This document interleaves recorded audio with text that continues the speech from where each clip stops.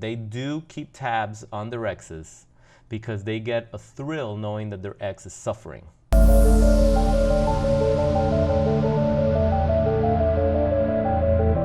Yo, what's up, warriors? Welcome back to another episode of Psychopath Exposure. I'm your host, Kita, and today I want to dive deep into the notion that the psychopath or the narcissist is actually happier when they move on, when they discard you, when the relationship's over, when their mask has completely fallen off and they're just gone. A lot of us think that the narcissists are out there and they're just kicking ass and they're just happy, and that we were the problem, we were the ones that ruined it, we were the ones that destroyed a good situation. None of that is true. Okay, none of that is true. I know it seems that way. It seems that way because of what they do on social media, because the psychopath's ability to charm everybody around them in the community, especially for those of you that live in a small town where everybody knows each other. They're very good at charming everyone in the neighborhood. They're very good at making it seem like you were the crazy ex. They're very good at making it seem like, wow, like I'm so much happier now that I met this person, yada, yada, yada. And you know, from their point of view, that's the truth. From the psychopath's point of view, that's the truth. A lot of these people, especially with narcissist personality disorder, once they've made up their mind, once they believe a narrative that grows in their minds, they believe it to be gospel, and that's where they're gonna run. They're gonna run with that, and you know, for some, it works. It works for them. They're able to just flip a switch and just get back into the grind and just you know, focus on the things that they want to do, and they achieve success. For some low-tier narcissists, they just remain frustrated. They end up dating low-hanging fruit afterwards. They get into more toxic situations, more toxic relationships. You know, there's a whole umbrella of these types of disorders. There's different tiers to it, but bottom line, you have to remember that what's important is what you're doing, not what the narcissist is doing, not whether the narcissist is happier or not whether they finally met their soulmate and you thought you were their soulmate and you were conned, you were duped, and now they're in a better place. None of that matters. Like, how is that gonna help you live a better life or live a happier life? Knowing that someone else is miserable does not constitute or does not equate into your happiness. Think about that for a second. If you get joy knowing that your ex is suffering and doing bad, I mean, doesn't that make you a bad person? Like you're getting good emotions knowing that someone out there is suffering. Now I get it because I know I've been pissed off at this situation myself for a long time. We all are. This is not something that we just let go forever, but once the anger subsides and you realize that harboring negative emotions towards anything and anyone hurts you and brings your vibration down, that's when you have to realize, hey, I have a choice I can make here. I can raise my frequency and put out good energy, put out good vibes, and ignore whatever the narcissist ex is doing and not let that affect me. Just not even look at it. Do not put any attention to it. Do not focus on it. Just focus on myself and focus on spreading good vibes and good energy and hanging around with better people, higher quality people. That's how you win. That's how you succeed. That's how you move forward from this. That's how you heal. One of the many ways to heal. It's not just the only one. And it is a little more advanced stuff. To arrive at this place, there's a lot of work that you have to do behind the scenes. But once you get here, you don't really care whether they're happy or sad or successful or not. And it's not to say that you wish them success. It's not to say that you forgive the narcissist and you accept what they did to you, as you know, you're happy about it and you're proud of it and you thank them for it. It's not that silly, but it's where you're not trying to find out if they've failed again. You're not trying to find out if, oh, what happened with the new supply? Like, did he finally dump her, or did she, did he screw her over, and the same thing happened, and now they're by themselves, and now they're paying, and now karma got them. Look, all those things are going to work themselves out, and it's not for you to know. Sometimes, if the universe wants you to know, it will be revealed to you on its own somehow, some way, but don't go digging for it, don't go searching for it, because I don't know. I've worked with a lot of you guys before, and although a lot of you are angry, there's a side to everyone that it's like, especially if you were with someone for a long time, you can't get yourself to that place where you want them to burn in hell. You still have a soft spot for them, and that's because you're human. That's because you're human. You don't have to get that soft spot and triple down on it and go and send them flowers and and send them money and take care of them. You don't have to do stupid shit like that, right? But you're still human. That just tells me that you're human, and that you don't really want them to fail, but you understand that it's not your burden to save them.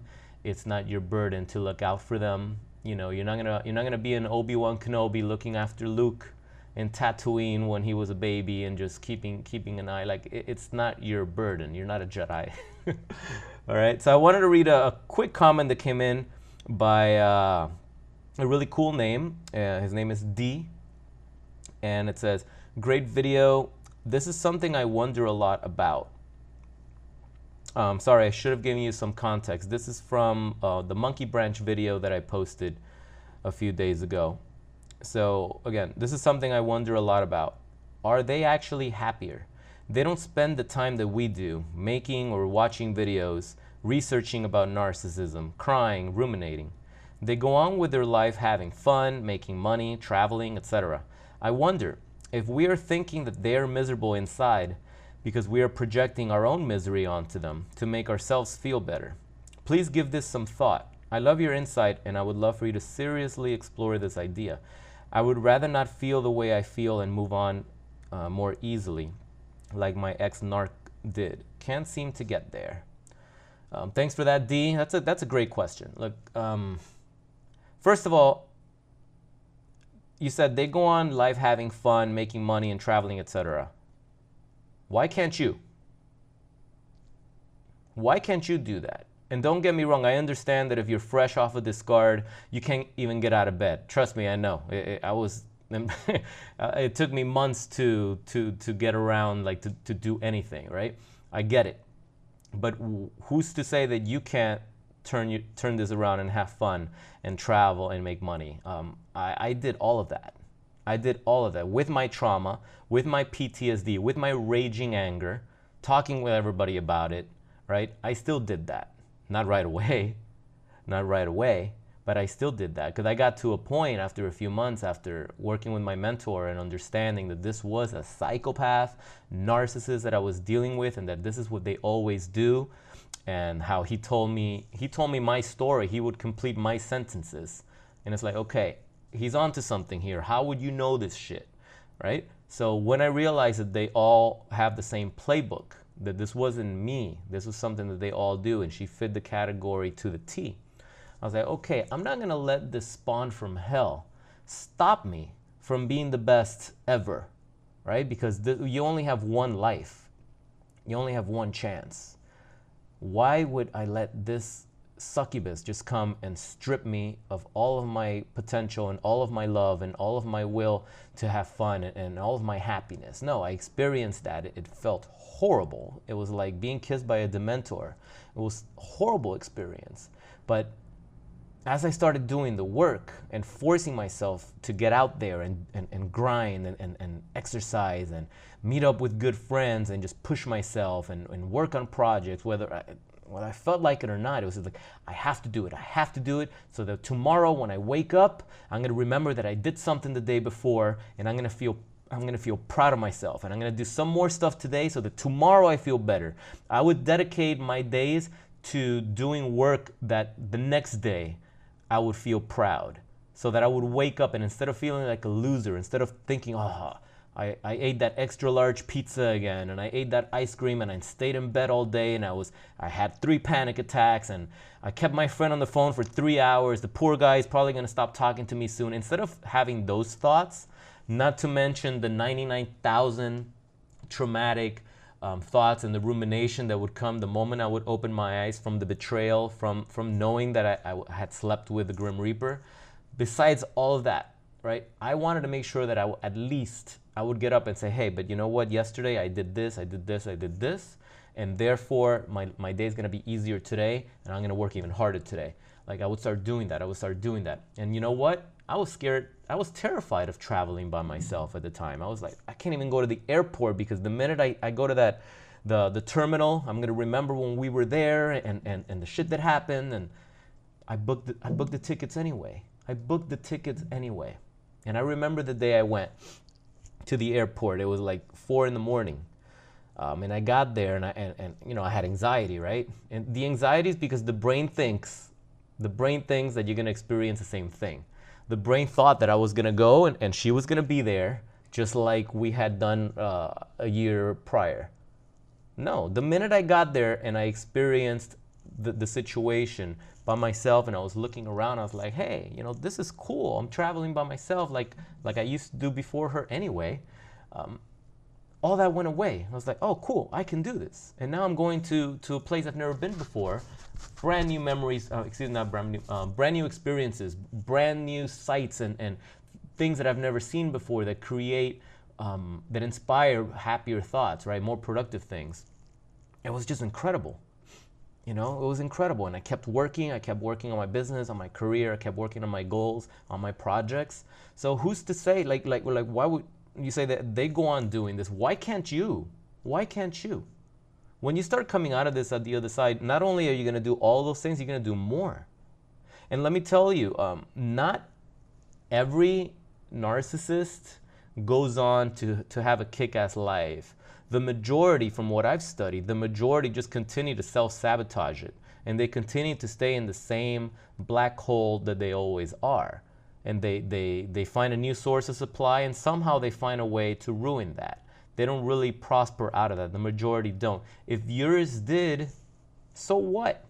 Learn from that. Tell yourself, hey, can I take a page from the narcissist playbook here and apply it to myself without hurting anyone, without manipulating anyone?